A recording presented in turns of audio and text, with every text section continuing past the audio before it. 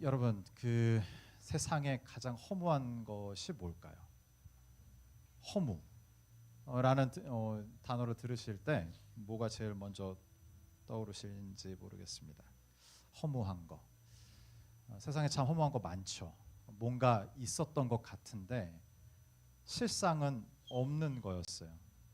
제가 요새 그 설교 기회가 될 때마다 전도서 말씀 나누고 있는데, 전도서의 주제도 그렇잖아요. 전도서 1장 2절에 전도서의 저자인 솔로몬이 나 앞으로 이런 이야기 할 거야 라고 먼저 주제를 밝히고 시작한단 말이죠. 전도서 1장 2절입니다. 제가 읽을게요. 전도자가 이르되 헛되고 헛되며 헛되고 헛되니 모든 것이 헛되도다. 이스라엘 왕으로 살았던 솔로몬의 결론이에요. 모든 것이 다 헛되다라는 거죠. 여기서 헛되다에 해당하는 히브리어 단어의 뜻은 숨, 입김이에요. 요즘 우리가 관찰할 수 있는, 흔히 볼 수 있는, 날이 추워졌지 않습니까? 후 하면은 입김이 생긴다고요. 뭔가 있었던 것 같은데 금방 사라져 버려요. 그것이 허무의 뜻이에요. 솔로몬이 지금 허무에 대한 이야기를 하고 싶은 거죠. 우리의 인생 같다는 생각을 요새 많이 하게 됩니다. 교회에서 또 장년분들, 우리 어른분들을 좀 섬길 수 있는 기회를 주셔서 한 3년 반 정도 교구 사역을 했던 적이 있는데, 교구 사역하면서의 유익은, 제 개인적인 유익은 인생의 전반을 보게 됐다는 거예요. 예전에는 제가 뭐 중등부, 뭐 고등부 이런 좀 특수한 고 연령층의 아이들을 맡아서 사역을 했다면, 이제 태어나면서부터 장래에 이르기까지 전체의 인생을 보게 됐다는 것이 개인적인 유익이었습니다. 왜 인생이 허무하다라고 제가 느꼈냐면 뭐 이런 거죠.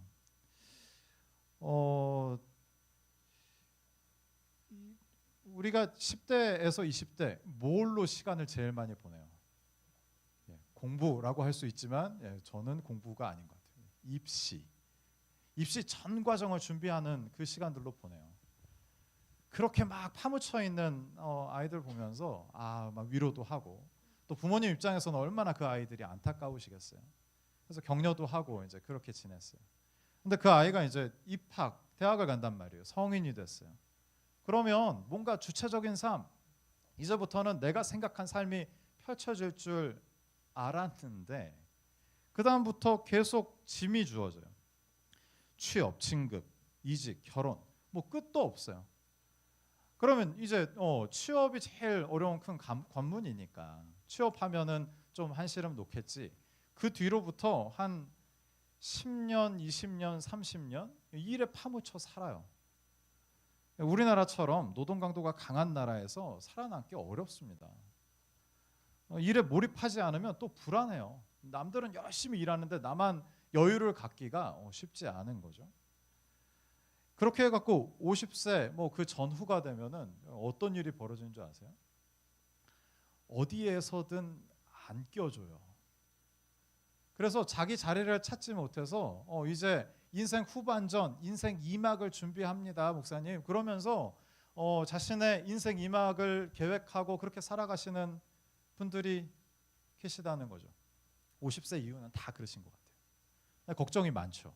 왜냐하면 이 시기에는 버팀목이 됐던 부모님들이 연로해지세요.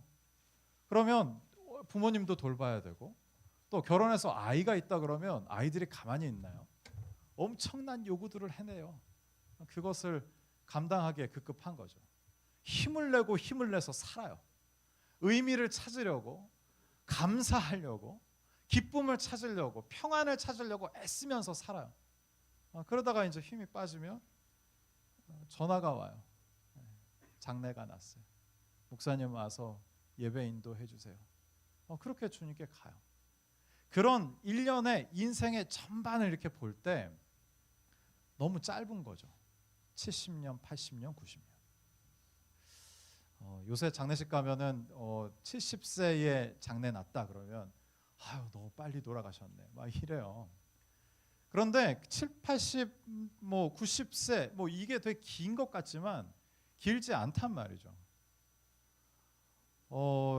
저도 여러 분 같을 때가 있었고 인생의 젊음이 영원할 줄 알았는데 벌써 절반을 살았더라고요. 어느 때 딱 돌아보면 와, 긴 것 같았는데 엄청 짧게 느껴지는 거예요. 그리고 앞으로 시간이 별로 남지 않았구나라는 생각이 드는 거죠. 내가 이 땅에 왔다가 가도 아무도 모를 그런 인생을 살다가 가는 것 아닌가라는 생각이 들어요. 허무한 거죠. 그래서 인생의 의미를 좀 찾아보기로 했어요. 인생의 의미가 뭘까요? 여러분의 인생의 의미는 뭐예요? 목사님, 저는 이것 때문에 살아요. 목사님, 저는 이것 때문에 삶을 놓을 수가 없어요. 인생의 의미, 인생의 목적 말이죠. 제가 성도님들과 신방하다가 인생의 의미는 자랑인가? 라는 생각이 들 때가 있어요. 자랑을 위해서 우리가 사는 건가? 라는 생각이 들어요. 열심히 경쟁해서 남들보다는 조금 앞서고 싶은 거죠. 그리고 모임 때 뭐 해요? 그거 앞선 것 같고 자랑해요. 누군가 자랑을 시작했어요. 그 꼴보기 싫잖아요. 네, 그러면 어떻게 해요? 내가 더 자랑해요. 인생의 목표가 자랑이라면 얼마나 허무해요. 네, 우리가 자랑을 위해서 사는 존재다라는 것이 우리에게 동기부여가 되지 않아요. 그거보다 더 큰 목적이 있을 텐데.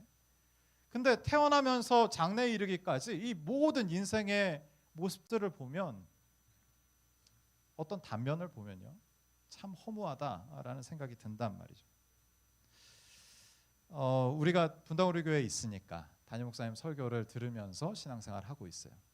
담임 목사님이 가장 많이 이야기하시는 용어가 있는데 그게 뭔지 아세요? 꿈이에요. 꿈. 목사님 60이 넘으셨지만 지금도 꿈 때문에 설레서 잠이 깨신다 그러잖아요. 그 새벽에. 꿈은 희망일 거예요. 성경적인 용어로 하면 소망일 거예요. 꿈이 없다면, 소망이 없다면 내일을 살 이유가 아무것도 없는 거죠. 내일이 더 나빠질 건데요. 내일이 더 최악일 건데요. 오늘 살 이유가 뭐가 있겠어요? 그런 생각과 그런 마음이 들면 내일 눈을 뜨지 않으면 좋겠다, 내일 아침이 오지 않으면 좋겠다로 이어져요. 삶의 의미를 발견하지 못하면요. 오늘 주제로 한다면 절망 가운데 있으면요. 이 자리에 절망 속에 예배 자리를 찾은 우리 지체가 있는지 모르겠어요. 아니면 절망으로 가고 있어서 마음이 너무 불안한 지체가 있을지 모르겠습니다. 오늘 말씀을 함께 살필 때 소망을 발견하는 은혜가 있길 바랍니다. 또한 절망을 이겨내서 하나님이 맡겨주신 나의 삶의 의미를 발견하는 은총이 있기를 주님의 이름으로 축원합니다. 오늘 함께 읽은 사무엘상은 화려하게 시작했다가 비참하게 마무리하는 사람들의 이야기로 가득 차 있어요. 제가 앞서서 말씀드린 허무한 거죠. 뭔가 처음에는 그럴싸하게 시작했는데 마지막이 완전 의미가 없는 삶으로 마무리 지었다는 거예요. 몇 명만 살펴볼까요? 제사장 엘리. 사무엘상은 제사장 엘리로 시작해요. 사사시대에 깨어있는 선지자였던 엘리, 그 사람으로 시작하는데 그 사람의 말년이 어때요? 영적으로 무뎌질 대로 무뎌진 사람이었어요. 자녀들 영적으로 인도하지도 못했고 이 사람의 말년이 어때요? 몸이 비대해져서 의자에 기대고 있다가 의자가 쓰러지는 바람에 목이 부러져 죽었대요.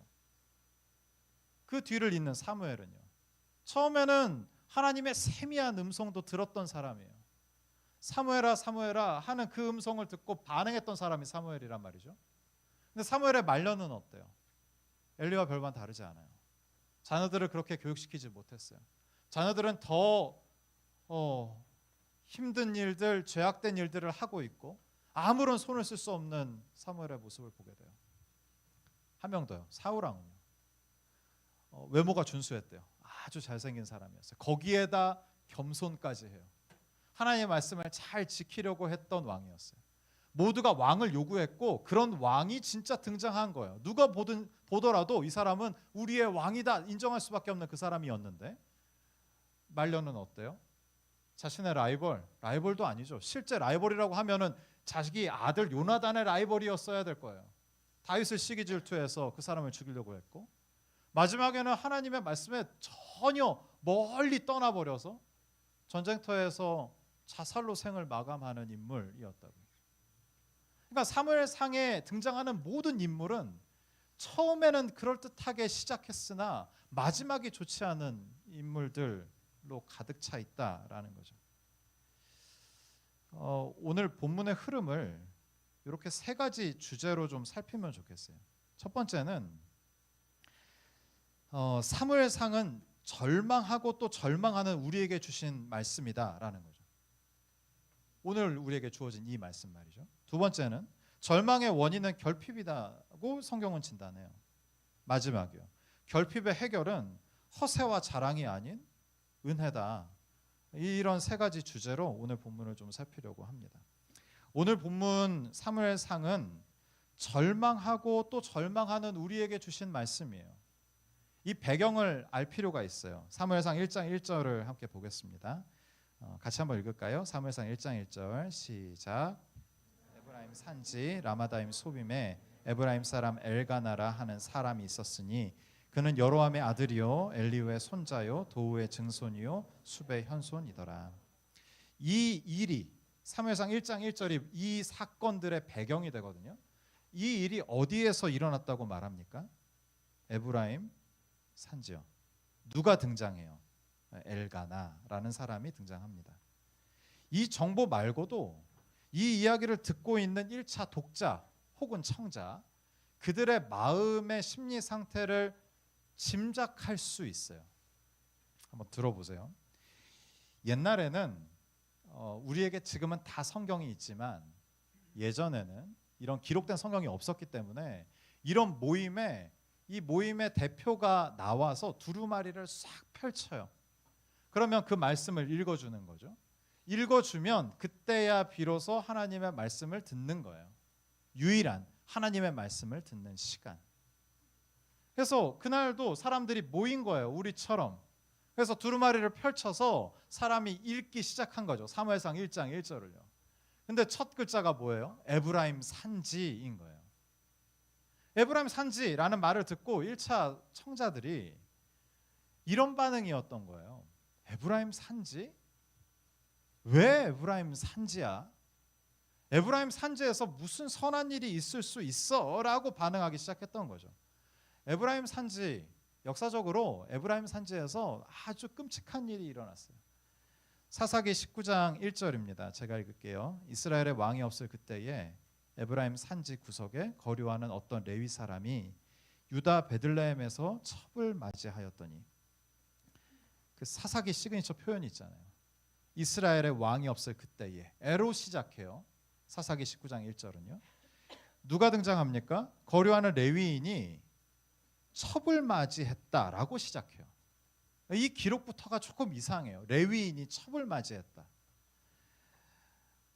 첩은 바람을 피웠고 그 이후 자신의 집으로 가버렸어요. 근데 이 레위인이 첩을 너무 사랑했나 봐요. 그래서 이 사람을 잊을 수가 없어가지고 그 여자의 집으로 갔어요.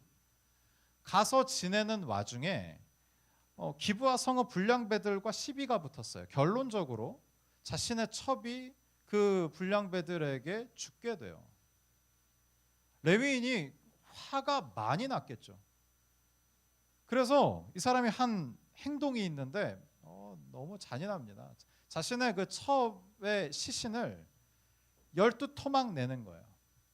그리고 이스라엘 12지파에게 한 조각씩 보냈어요. 조각을 받은 11지파의 대표들이 깜짝 놀란 거죠. 그래서 베냐민 지파로 쳐들어갔어요. 왜냐하면 이 기브아 성읍의 불량배들이 베냐민 지파 사람들이었거든요. 이 사람들 내놓으라는 거죠. 그리고 이 사람들의 죄값을 받게 해달라고 요청했어요. 베냐민 지파는 어떻게 했을까요? 노 한 거예요. 거절. 그 뒤로 어떤 일이 일어났을까요? 민족 상잔의 비극, 민족 전쟁이 일어났어요. 이 전쟁으로 6만 5천 명이 죽어요. 베냐민 지파가 몰살할 뻔했어요. 근데 이런 참혹한 전쟁, 이 전쟁의 결과가 왜 시작이 됐다고요? 레위인이 첩을 맞이했기 때문에, 또 이 첩이 바람이 나서 또 자신의 집에 갔기 때문에, 그 첩을 잊지 못하고 그 집에 갔는데 기브아 성읍의 불량배들과 이 시비가 붙었기 때문에 시작된 일인 거예요. 그러니까 정리를 하면 뭐냐면, 자신의 마음, 이기심, 나를 위한 마음 말이죠. 나를 이렇게 공격해? 나를 이렇게 힘들게 했어? 내 마음을 아프게 했어? 라고 하면은 자신의 동족이라도 얼마든지 몰살할 수 있을 정도로 전쟁을 일으키고 싶은 그 마음이 팽배했던 시기가 사사기였다라는 거예요. 이게 모두 다 에브라임 산지에서 일어난 일이거든요. 그러니까 사람들이 사무엘상 1장 1절 누군가 나와서 읽는데 에브라임 산지 이렇게 들으니까 어떤 마음이었겠냐고. 무슨 선한 게 있겠어. 무슨 말을 하려고 그래. 이런 마음이었다라는 거죠. 근데 그 뒤에 들린 얘기, 등장하는 인물이 약간 귀를 솔깃하게 했어요. 사무엘상 1장 1절 다시 한번 볼게요. 에브라임 산지 라마다임 소빔에 에브라임 사람 엘가나라 하는 사람이 있었으니 그는, 뒤에 안 읽을게요, 그의 족보가 이렇게 나와요. 무슨 얘기일까요? 뼈대 있는 집이라는 거예요. 엄청나게 자랑할 만한 조상들을 갖춘 가문이라는 거예요. 사람들이 에브라임 산지는 마음에 안 들어요. 왜냐하면 에브라임 산지에 엄청난 일이 일어났었으니까. 소망할 게 없는 일이 일어났었으니까요. 근데 엄청난 족보를 소유한 집안에 엘가나라는 사람이 등장하니까 희망을 걸어볼까? 하나님이 대체 무슨 말씀을 하실까? 이런 마음이 들었던 거죠. 그리고 이제 귀를 기울이기 시작했어요. 2절이 들리는 거예요. 2절 같이 한번 읽을까요? 같이 읽죠. 시작. 그에게 두 아내가 있었으니 한 사람의 이름은 한나요, 한 사람의 이름은 브닛나라. 브닛나에게는 자식이 있고 한나에게는 자식이 없었더라. 그에게 두 아내가 있었으니, 기분이 안 좋은 거예요. 사사기 19장이 생각이 나는 거죠. 그런데 본부인은 한나인 것 같고 브닛나는 첩인 것 같아요. 근데 첩에게는 아이가 있고 한나에게는 아이가 없어요. 불임이야? 아이가 없어? 이 얘기를 듣고 있었던 이스라엘 사람들은 다시 절망하는 거죠. 절망으로 시작했다가 좀 기대해 볼까? 근데 다시 절망할 수밖에 없는 상황이 1절에서 2절에 벌어지고 있어요. 이 이야기를 듣는 이스라엘 청자들 말입니다. 우리의 상황과 너무 맞닿아 있지 않습니까? 절망할 수밖에 없는 현실이잖아요. 이런 방법으로 이것을 해결할 수 있을까? 막 기대하잖아요. 근데 다시 절망할 수밖에 없는. 기억하면 좋겠어요. 오늘 이 말씀을 절망하고 기대했다가 다시 절망할 수밖에 없는 그 이스라엘 사람들에게 주셨듯이, 그런 상황을 동일하게 살아가고 있는 우리 모두에게 주신 말씀임을 믿습니다. 하나님께서 오늘 말씀하시고 싶어 하세요. 오늘 본문을 통해서 절망적인 상황을 이겨내는, 절망 가운데 있는 우리 모두에게 어떤 말씀을 하시고 싶은 것 같아요. 그 말씀을 듣는 은혜가 있기를 바라요. 오늘 본문은 절망의 원인을 결핍이라고 진단합니다. 사무엘상 1장 6절인데 같이 읽죠. 시작. 여호와께서 그에게 임신하지 못하게 하심으로 그의 적수인 브닛나가 그를 심히 격분하게 하여 괴롭게 하더라. 한나에게는 아이가 없습니다. 그러나 브닛나에게는 아이가 있습니다. 그러나 남편 엘가나는 브닛나보다 한나를 더 사랑했던 것 같아요. 그 모습이 꼴보기 싫었겠죠. 브닛나가 한나를 격분시켜요. 격분한 방법은 뭘까요? 성경에 기록되어 있진 않아요. 그렇지만 우리가 상상할 수 있어요. 아이가 없는 한나에게 브닛나가 어떻게 그 마음에 불을 질렀을까? 이렇게 제가 상상을 해봤어요. 아무 이유 없이 아이하고 손잡고 한나 앞을 왔다 갔다 하는 거예요. 내 아이 보여주면서 왔다 갔다. 그리고 말을 할 때마다 이런 표현하는 거죠. 언니는 아이가 없어서 모르나 본데 그러면서 말을 건네와요. 그리고 남편하고 아이가 놀고 있으면 언니 이리 와봐. 너무나도 좋은 모습, 행복한 모습 아니야? 막 이렇게 얘기하는 거죠. 한나가 화가 나요, 안 나요? 나죠. 한나가 자랑을 해대니까 자랑하고 싶었을 거라고요. 얼마 전에 이제 사역훈련, 작년 사역훈련이 다 끝났어요. 그래서 수요일 날 저희가 이제 수료 예배를 하게 되는데 제가 사역반 담당이어서 훈련하는 우리 훈련생들에게 물어봤어요. 어떤 집사님께 집사님 자랑 많이 하는 사람. 사역훈련은 관계훈련이에요. 왜냐하면 우리는 리더니까 많은 사람들을 만나게 되거든요. 그러면 다양한 사람들을 만나서 어떻게 대처할까 그거 훈련하는 훈련이에요. 사역훈련 때 뭐 이런 사람 만날 수 있거든요. 자랑을 많이 하는 사람, 말을 끊지 않는 사람, 속으로 파는데 말을 끊지 않는 사람만큼 힘든 사람 없잖아요. 그 사람을 어떻게 대해야 할까 이제 뭐 그런 이제 의견들을 묻는 시간이었어요. 어떤 집사님께 제가 집사님 자랑 많이 하는 분 만나면 어떻게 하세요? 이렇게 여쭤봤어요. 그랬더니 그분이 저한테 뭐라고 하시는지 아셔요? 뭐라고 하셨을까요? 더 많이 자랑하지요, 목사님? 그러셨어요. 아까 얘기했듯이 자랑하는 사람의 꼴을 봐주지 못하는 게 우리예요. 더 많은 자랑을 하죠. 더 많은 자랑을 해서 그 사람이 입이 떡 벌어지게 만들고 부러워하게 만들고 대화의 주도권이 나에게 오기를 바라는 게 우리인 거예요. 근데 한나도 그렇게 했었을 거라고요. 분인자가 가지지 못한 게 뭐예요? 남편의 사랑. 그리고 자기만큼 재물이 없었을 거예요. 남편이 더 챙겨줬으니까. 너는 남편과 얼마나 지내? 뭐 이런 얘기 할 수 있었을 거라고. 돈은 얼마나 있니? 막 이런 거 할 수 있었을 거라고. 해봤을 거예요. 그런데 그 자랑이 한나에게 전혀 위로가 되지 않는 거예요. 자랑할 때는 통쾌해, 나도 한 방 날렸어, 막 이런 생각이 들 수 있을지 몰라도 밤에 자기 직전에 마음이 공허한 거죠. 왜요? 그렇게 해서 분인나를 이길 수 있어요? 없죠. 궁극적인 해결은 아니에요. 한나에게는 아이가 없어요. 그러던 한나가 열심히 자랑하다가 공허해지고 자랑하다가 공허해지고 그랬던 한나가 어느 순간부터 금식하더니 기도하기 시작해요.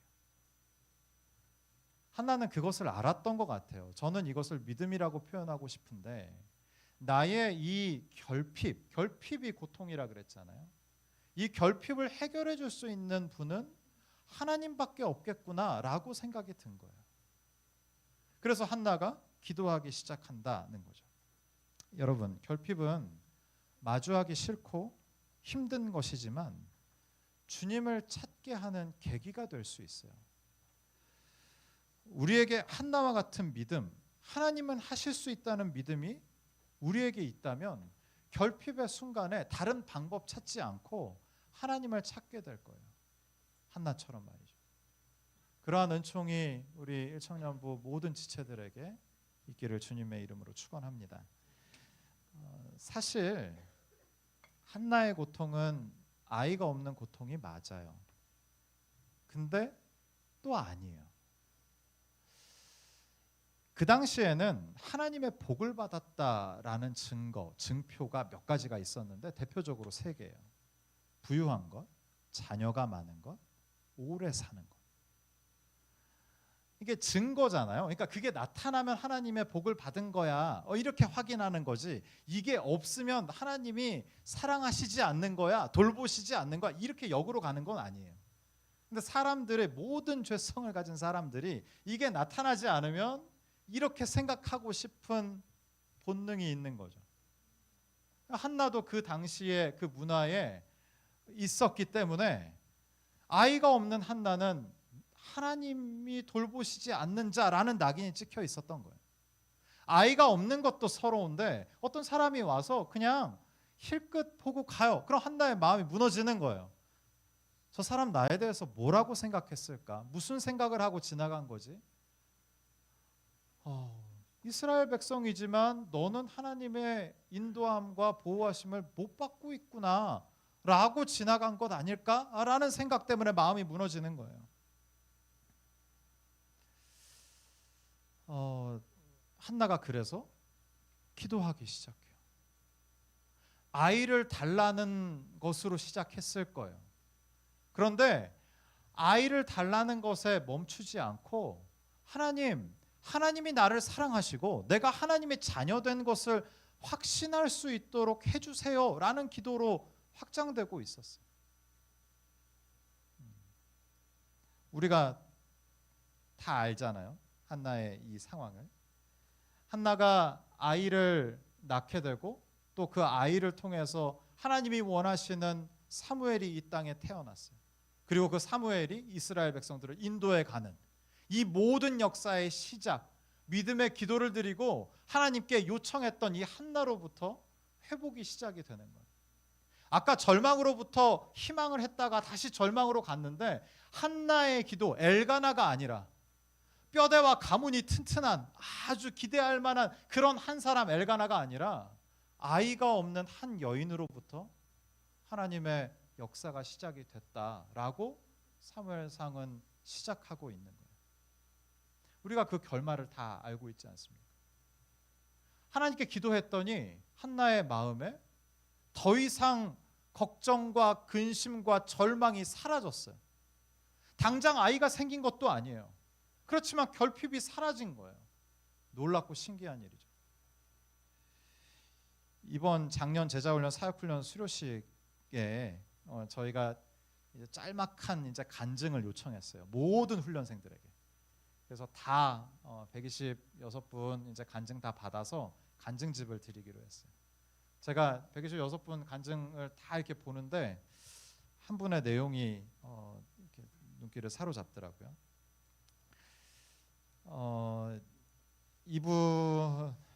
이 집사님의 간증은 이런 거예요. 하나님께서 가정에 아이를 주시지 않는 거예요.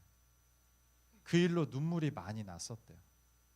그런데 원망하거나 낙심하지 않으셨답니다.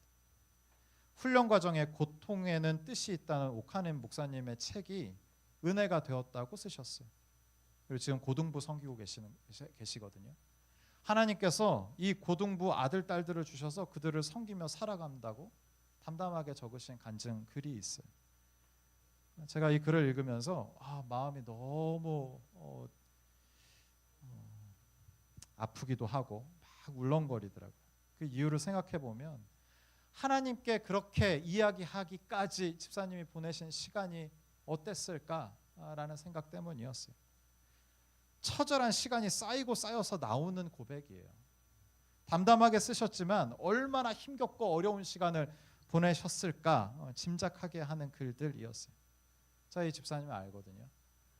뵐 때마다 늘 웃는 얼굴이세요. 그게 억지로 해서 나오는 웃음과 미소가 아니라 진짜 그분의 마음에 결핍, 아이가 없음으로 해서 인한 그 결핍으로 인한 절망이 없는 거예요. 그리고 말씀하셨듯이 나에게 주신 아들, 딸, 고등부 아이들 섬기면서 나는 아내와 이렇게 살아간다 라고 말씀하시는 그 집사님 또 그 미소가 설교 준비하는데도 계속 떠오르더라고요. 사무엘상 1장 18절은 이렇게 기록합니다. 이르되 당신의 여종이 당신께 은혜 입기를 원하나이다 하고 가서 먹고 얼굴에 다시는 근심빛이 없더라. 이 구절을 꼭 마음에 새기면 좋겠어요. 한나는 은혜를 구했습니다. 하나님만 아시면, 하나님만 인정하시면 저는 다 괜찮습니다 라고 얘기하는 한나의 행동과 말들이에요. 그리고 답을 얻은 한나는 얼굴에 다시 어떻게 했대요? 근심빛이 없었다라고 성경은 기록합니다. 환경이 달라진 걸까요? 하나님의 응답을 받고 집으로 갔더니 분인나가 자랑을 안 해요? 갑자기 이때까지 언니를 괴롭혀서 죄송해요 막 이런 사과를 해요? 뭐 그런 거 아니거든요. 여전히 한나 앞에서 아이를 들고 보여주며 자랑했을 거예요. 그러나 한나가 달라졌어요. 그 모습에 주눅들지 않습니다. 왜요? 하나님의 은혜를 구했고 그 은혜를 받았으니까. 제가 가장 좋아하는 찬양 소개하고 설교를 좀 마무리하면 좋겠어요. 이런 찬양이 있어요. 들어보신 적 있는지 모르겠습니다. 나 감사하며 살리라. 나 감사해 별과 같이 빛나진 않지만 나 주의 자녀 된 것 감사해.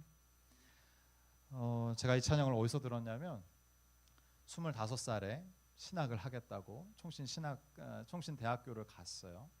늦은 나이에 이제 신학대학을 가서 너무 행복했어요. 왜냐하면 하나님 사랑하는 마음에 이제 하나님의 말씀을 배우고 교회와 성도들, 하나님이 사랑하시는 교회와 성도들을 섬기는 자리로 불러주셨구나. 뭐 그때는 그래요.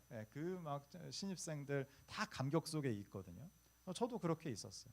학교를 갔더니 너무 이제 좋은 교수님과 친구들이 많았고 그 중에 한 분 너무 매력적인 그 신학과 교수님이 한 분 계셨어요.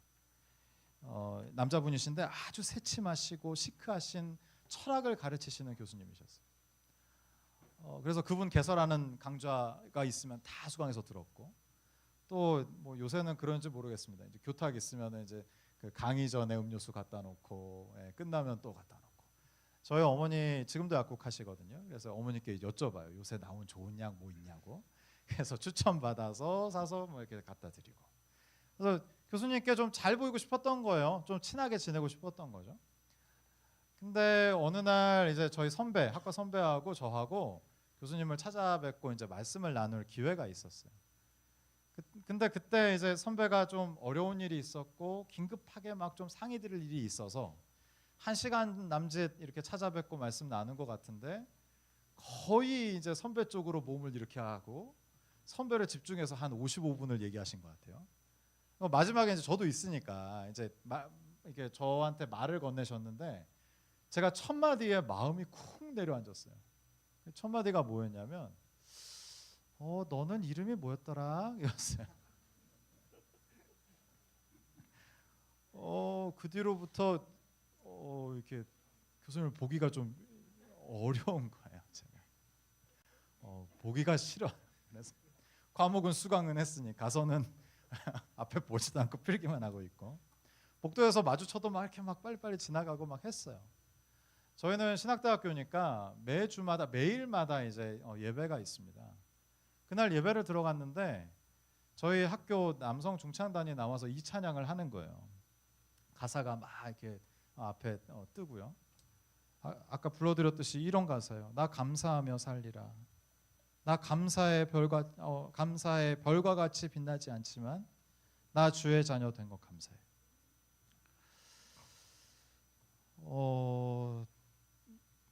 그 가사 보고 찬양 듣는 내내 눈물이 왈칵 쏟아졌어요. 그게 감격과 감동의 눈물이 아니라 자복과 회개의 눈물이었어요. 하나님을 사랑해서 신앙을 하겠다 했고 교회와 성도님들을 섬긴다고 시작한 이 일인데 사람의 인정을 받지 못해서 내가 이렇게 너무 힘들었었구나. 이런 내 모습이 말이나 되나. 내 마음을 보시며 하나님은 어떠셨을까. 뭐 5만 가지 생각에 눈물을 흘렸던 것 같아요. 그런 후에 그 교수님 바라보는 제 눈도 많이 편안해졌습니다. 사무엘상 1장 18절 이르되 당신의 여종이 당신께 은혜 입기를 원하나이다 하고 가서 먹고 얼굴에 다시는 근심빛이 없더라. 결핍으로 절망하고 계십니까? 주님께 은혜를 구하시기 바랍니다. 주님의 인정, 다른 것 아니라 주의 자녀된 것 그 자체가 나에게 정말 기뻐야 돼요. 일본 어떤 작가의 그림이 하나 있어요. 하나비라는 그림이 있어요. 불꽃놀이라는 뜻이에요. 어두운 하늘에 불꽃이 올라가서 팡 터졌어요. 그리고 그 불꽃이 와 막 이렇게 퍼져나가는 장면을 그린 작가의 그림이에요. 저는 그 그림 볼 때마다 나에게 하나님의 자녀된 기쁨, 하나님이 내 아버지 되심의 기쁨이 저랬으면 좋겠다라는 마음을 늘 갖고 있어요. 우리 사랑하는 일천년부 지체들의 신앙 여정에도 영혼에도 이 기쁨이 가득하기를 축복합니다. 결핍이 있어요. 인생은 결핍이에요. 그리고 우리가 어떤 존재인 줄 알아요? 98% 채워주셔도 2% 결핍을 찾아내는 존재예요. 에덴에서 그랬잖아요. 완벽한 에덴에서도 2% 부족한 것을 찾아내는 게 아담이었고 하와였고 그게 너희들이야 라고 얘기하고 있잖아요. 결핍이 있어요. 근데 그 결핍은 절망으로 연결될 거예요. 결핍만 주목하면 절망할 수밖에 없어요. 남들은 다 갖춘 것 같은데, 다 있는 것 같은데, 저걸로 인해서 행복한데 나는 아니니까. 근데 여러분, 그 98% 중에 엄청난 걸 받았잖아요. 하나님의 자녀들. 한나가 경험했던 거. 기도하고 들어주실 줄 믿고 맡기고 와서 아무렇지 않을 수 있었던 거. 분인나가 계속 자극했을 거예요. 분인나가 계속 자랑했을 거라고요. 근데 그 자랑이 나에게 그렇게 크게 들리지 않는 거예요. 왜요? 주님이 나의 아버지니까. 나는 주의 자녀니까. 내가 힘겹고 어려운 이 마음, 상황, 나의 기도 주님이 다 아시니까. 자랑해. 얼마든지 해. 아무런 상관없어. 한나가 그랬던 것처럼 우리 모두에게 이러한 은총이 임하기를 주님의 이름으로 축원합니다. 이 시간 내 삶 드리리 함께 찬양하면서 우리의 신앙과 우리의 마음을 주님께 올려드리면 좋겠습니다.